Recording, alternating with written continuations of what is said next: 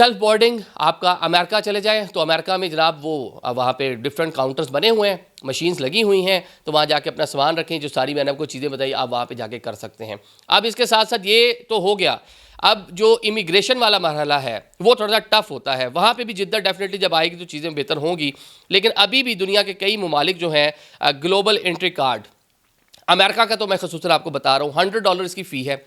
आपने अगर ये कार्ड ले लिया 5 साल के लिए वैलिड होगा ये, और आप जनाब दुनिया भर से ट्रैवल करते हुए किसी भी अमेरिकन बॉर्डर पे आएंगे, वो ज़मीनी रास्ता हो या वो आपका एयरपोर्ट हो, तो जनाब आपने क्या करना है, सीधे सीधे आपने वहाँ पे मशीन्स लगी हुई हैं, उस मशीन पे जाके कार्ड अपना स्कैन करना है, पासपोर्ट स्कैन करना है और आपने चले जाना है। ये सिर्फ उन लोगों के लिए है जो US सिटीज़न है या परमानेंट रेजिडेंसी जिनके पास है, ये उन लोगों के लिए। इससे पहले माजी में आज से कुछ 4-5 साल पहले, 4 साल पहले अमेरिका ने मुख्तलिफ हमने जो एयरपोर्ट्स थे वहाँ पे मशीन्स नस्ब की हुई थी, जो US सिटीज़न थे उनको भी उन्होंने जनाब कहा हुआ था कि जनाब वो लिखा हुआ था कि US सिटीज़न इस तरफ आएँ और यहाँ से खुद ही अपनी सेल्फ इमिग्रेशन करके जनाब जी अंदर चले जाएँ, सेल्फ अपना सारा डाटा शेटा डाल के, क्योंकि स्टैंप लगाने वाला तरीका तो अब है ही नहीं अमेरिका में। अब आप जाएँ तो स्टैंप नहीं लगती आजकल, तो आपका सारा डाटा वैसे ही आ जाता है। तो ये जब एक बार मुझे याद है आज से 4-1 साल पहले मैं फैमिली के साथ था, मेरे पास पाकिस्तानी पासपोर्ट था, घर वालों को अमेरिकन पासपोर्ट था, तो वो जनाब वहाँ गए तो मैंने कहा शायद मैं भी गुजरता हूँ, तो मुझे तो नहीं गुजरने दिया, फिर मुझे दोबारा लाइन में जाकर लंबा टाइम गुजारना पड़ा। लेकिन घर वाले बड़ी बासानी, 4 साल पहले की बात है गालबन, तो वो जनाब न्यूयॉर्क के एयरपोर्ट से बासानी जो है ना